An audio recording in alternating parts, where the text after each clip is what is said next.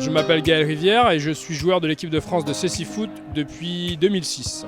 Quand j'ai découvert le cécifoot, c'était pour moi la réalisation d'un rêve, puisque je ne pensais pas qu'il existait du foot pour les déficients visuels et les non-voyants. Et vraiment c'était l'aboutissement d'une passion, puisque je suis un passionné de foot avant tout, et ça a concrétisé cette passion, le fait de pouvoir jouer moi-même. J'ai découvert le cécifoot en jouant avec l'équipe de mon lycée à l'Institut national des jeunes aveugles, avec quelques joueurs qui sont aujourd'hui aussi en équipe de France avec moi. Et ça a été un peu une adaptation un peu particulière pour moi, puisque je n'avais jamais joué contre d'autres non-voyants auparavant.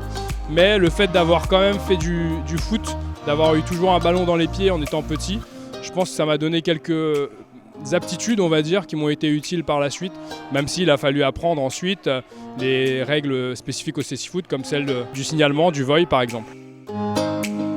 Le fait d'arriver en équipe de France n'était pour moi pas un objectif initialement, je jouais simplement par passion, parce que c'est le sport qui m'intéressait le plus, on va dire. Et par la suite, on est un peu happé dans le haut niveau en fait.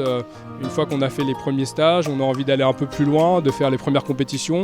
Une fois qu'on a fait les premières compétitions et qu'on a goûté au plaisir des matchs, on a envie de gagner. Et quand on a goûté à la victoire, on a envie de gagner encore. Donc c'est un peu un cercle vicieux ou vertueux selon le point de vue dont on se place.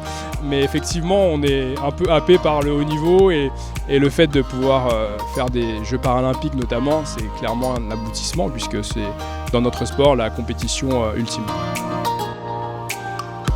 Sur le terrain d'abord, les Jeux de Paris représentent beaucoup, parce que c'est l'occasion pour nous de mettre la balle au fond des filets, pour reprendre une métaphore sportive, en remportant la médaille d'or cette fois. Donc ça, c'est l'objectif qu'on se fixe tous, je pense. Et bien sûr, le fait de pouvoir jouer à domicile, devant son public, devant sa famille, des Jeux paralympiques. Je crois que peu d'athlètes ont la chance de connaître ça, et pour moi, c'est clairement un objectif personnel que de vivre ces Jeux à Paris.